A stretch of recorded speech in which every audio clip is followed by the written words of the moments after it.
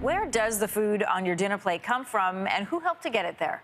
Well, our next guest did not like the answers to that question, so she decided to start her own urban farm in Toronto. And what began as a half a greenhouse has now become an acre and a half business working to build equity to agriculture. The farm's founder, Cheyenne Sundance, is here to talk more about it. Welcome back to Your Morning. Hi, how are you? I'm doing great. I want to hear more about your story. You say that you became a self-taught urban farmer out of necessity. What was that necessity for you?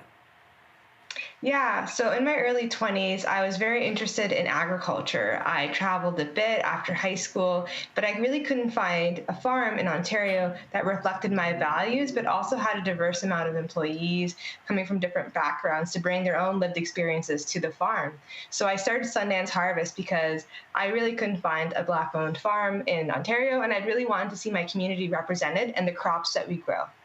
So Sundance Harvest is a farm that centers around food justice. What do you mean by that term? How is food justice missing from the produce and items that we might buy at the grocery store? Yeah, so from the creation of food banks, we know that not everyone has equal access to food itself. But when we look a bit a step further beyond food security, we can understand that there's actually certain barriers that people face to even getting that food in the first place. It could be cultural barriers. The food is not really the food that they culturally grew up on and ate, but it also could be barriers in terms of intergenerational wealth and having access to even buy land and grow food. It could be lack of opportunities to find farms that are reflective of them. So we are a food justice farm in the terms of that we try to make the space as equitable as possible. And we also host a numerous amount of free workshops for youth of color to learn how to farm. I'm fascinated by that. One of your key goals is to educate BIPOC youth on agriculture, and you run this mentorship program that does just that. So how can farming knowledge help marginalize youth in particular?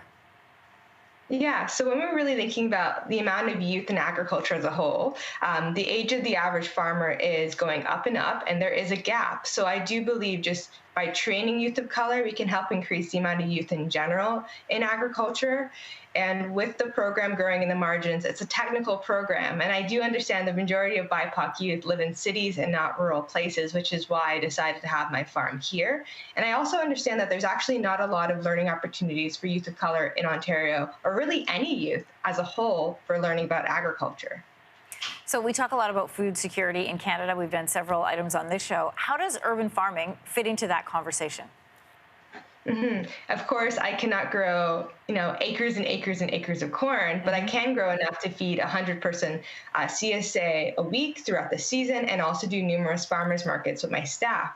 So when we are thinking about urban agriculture and the food system, I see it more as a really great place where people can see how food is grown in their local cities and also get inspired to potentially start a career in agriculture. So I really see our place of course, feeding our awesome CSA members, but aside from that, being a very visible and accessible place for many youth to see how farming happens and maybe get involved. As someone who has farming in their family background, I'm thrilled with this program that you're offering on urban farming. The goal here is to build a more ethical food system overall. So how can Canadians help? The first thing to do is try to shop as locally as possible. The stronger we support our local systems, the stronger we are as Canadians as a whole. So, look up your local farm, maybe get involved with your local CSA, which is basically means community supported agriculture, which is a weekly produce box. And supporting farmers through that means you're directly supporting the local economy and also boosting the job sector because they'll be able to hire new employees to help get you that vegetables. Cheyenne Sundance, great to have you back on Your Morning. Fantastic program. Thanks for being with us today. Thanks for having me. Hey, thanks for watching. If you liked this, be sure to subscribe here, or you can check out more Your Morning videos right here.